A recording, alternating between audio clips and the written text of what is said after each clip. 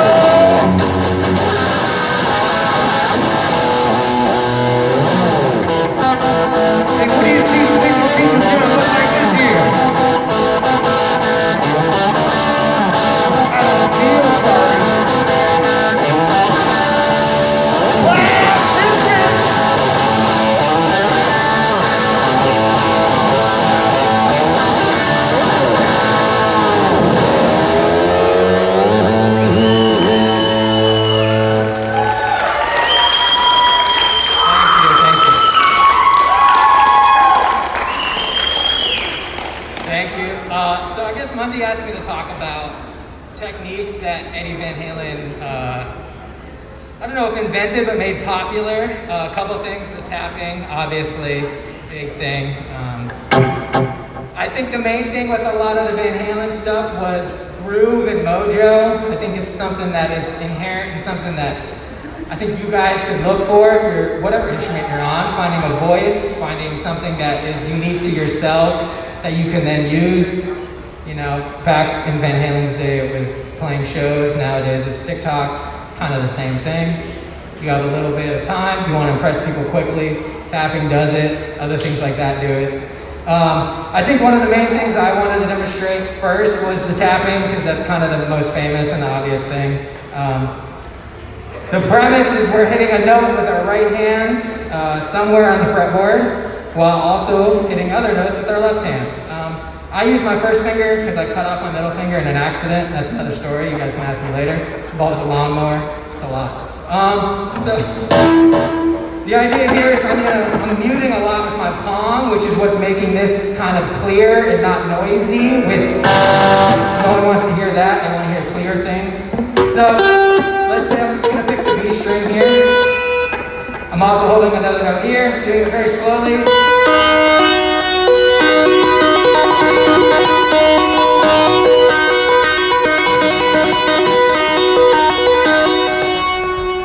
A lot of that comes from, I don't know if anybody here knows Alan Holdsworth. He's a famous kind of fusion jazz guitar player. He was a large influence, that wasn't a word, influence on Van Halen.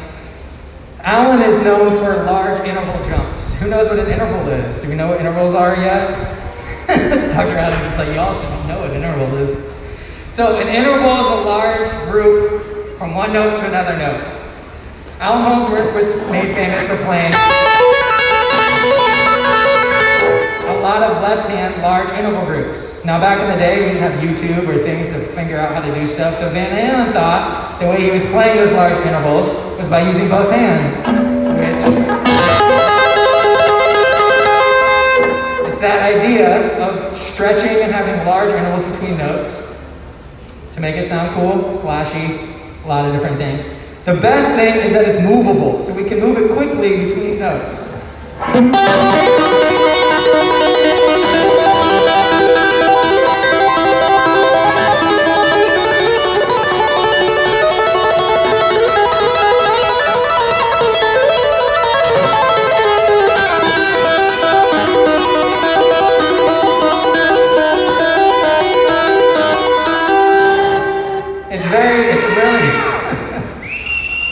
What makes it great is that when we're moving it like that, we can move it throughout the guitar without feeling like we're having to pick different places, right?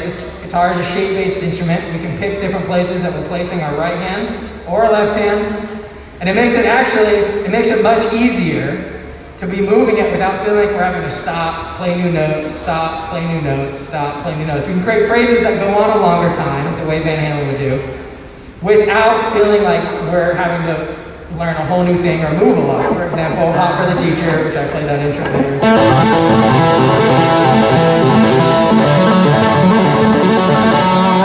A lot of that is him able just moving.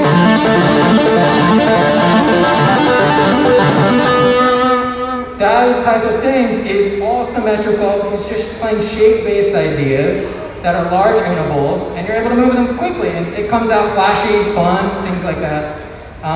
I think that's the main thing, and the tapping thing is something that it's just getting your two hands to talk to each other. You know, it's like any other kind of normal, mechanical, kind of cognitive-based things where we're using two hands. Most of you probably do things like that, driving, playing video games. Everybody has the ability to use two hands pretty well. And so I think a lot of people don't try the tapping thing because it doesn't really occur to them, but it actually is really, really fun. The next thing I wanted to talk about is, hi Amelia. I went to school with her. This is a long time ago. You guys probably were like 5. That's scary. The next thing I want to talk about is the really fast alternate picking, alternate meaning up and down with our right hand, that Van Halen made famous. A lot of people call it like a helicopter effect. There's some other names for it. The idea being is that I'm staying on one string. I'm going up and down with my right hand on that one string pretty quickly, while moving my left hand between single notes. So if I do it on one note, right, I can kind of just do this for as long as I want. I can then move that quickly as I'm going in.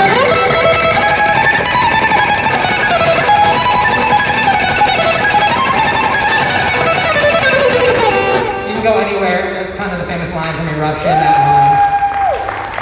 The idea with that, a lot of it is staying really calm and loose, and there's no tension in my arms or in my shoulders. A lot of these techniques are things that look hard, they're not actually hard, but one thing we want to do is not have tension while we're doing them. That's going to cause injury. We don't want you guys to get injured, especially right now when you're young, creating habits. We want to create good habits technique-wise. So one of the main things is I'm trying not to tense my wrist, I'm trying not to tense my forearm or anything as I'm doing it. If I start slow, and as I move up faster, I'm getting looser and looser the faster I go.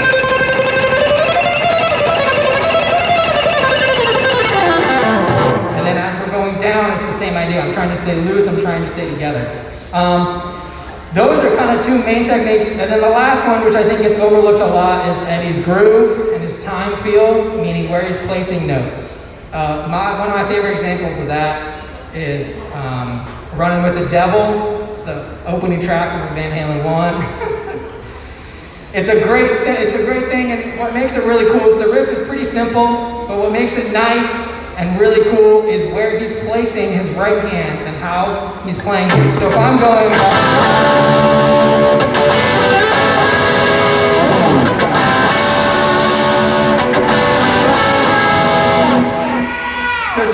there's little pick scratches and little things that are inherently creating a groove to the listener without there being much drums. So if I'm just go, it's kind of boring sounding. If I'm going,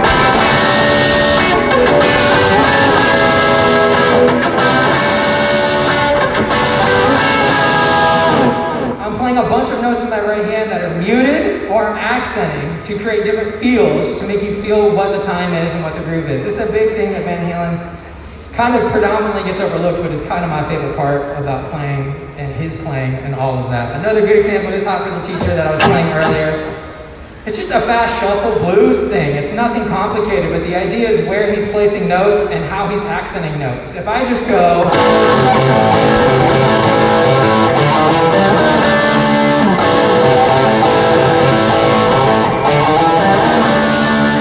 sounds fine, but there's not much, there's no inherent groove, there's no inherent kind of mojo happening there with that.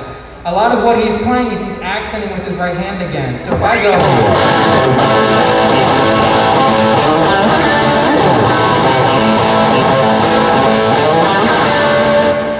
I'm accenting a lot with my right hand, playing louder or softer on each beat to create this feeling of emotion, almost like a train or a beat if you're playing drums, creating motion and groove within the notes I'm playing so that they don't come out sterile or they don't come out mechanical.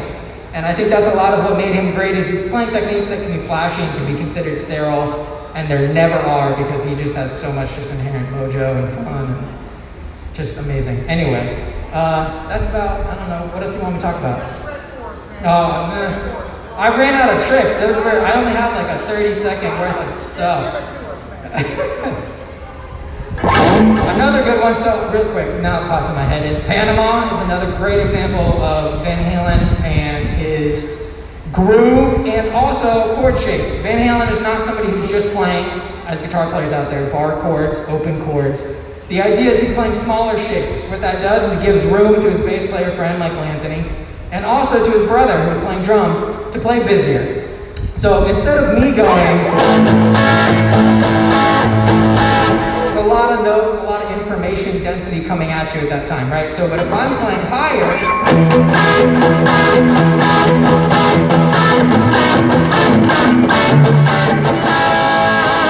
stuff like that is going to give you open space, and it gives the rest of the band an open feeling. It's really, really cool. So we get this.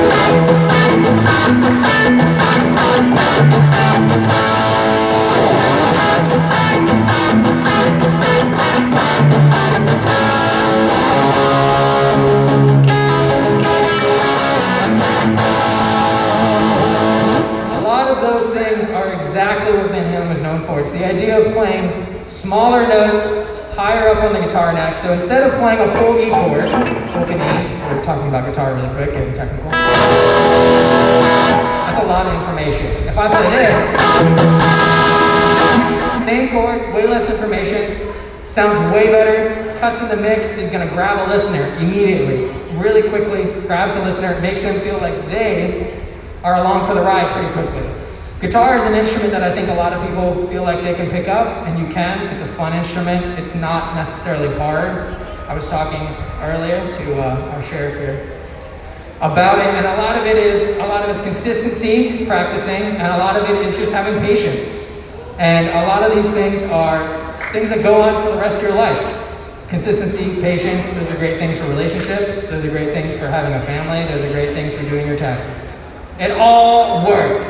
And it's all, it's very true. It's all, and I think guitar fundamentally, without you guys knowing it, is teaching you really good foundation for life. And so I would say, leaving here, number one thing is stay consistent and stay patient and just have fun. That's what it's mainly about, is having fun. You can see Money's always having fun, when is he not?